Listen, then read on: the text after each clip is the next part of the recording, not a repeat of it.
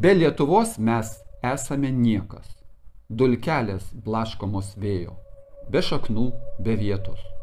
Tik Lietuva, kurią galime ir turime kurti visi kartu, suteikia mums prasmę. Todėl Lietuvai reikia taikos ir tautą gerbiančios valdžios. Dabartiniai išdavikai valdžioje atėmė iš mūsų teisę patiems nuspręsti savo likimą. Todėl net vasaros žiemos laiko negalime persukti be užsienio šeimininkų leidimo. Jau skelbiamas ir naujas siekis – mūšio lauke nugalėti branduolinę valstybę. O tai reiškia tik vieną – ne tik Lietuvos žmonių, bet ir Lietuvos valstybės sunaikinimą.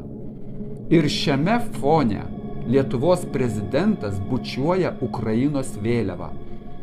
Ukrainos piliečiams viešai leidžiant nesilaikyti Lietuvos įstatymų. Ar mes čia esam svetimi?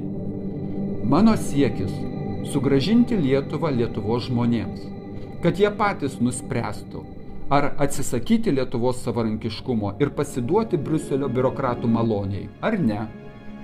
Atsisakyti finansinės nepriklausomybės lito, ar ne.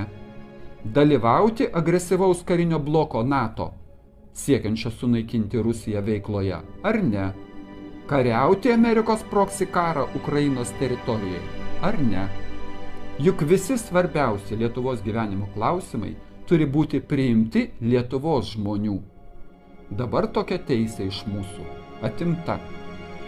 Tačiau mes galime ir turime prisiimti atsakomybę už savo ir už savo tėvynės likimą, o nelaukti turtingo ar gero šeimininko malonės.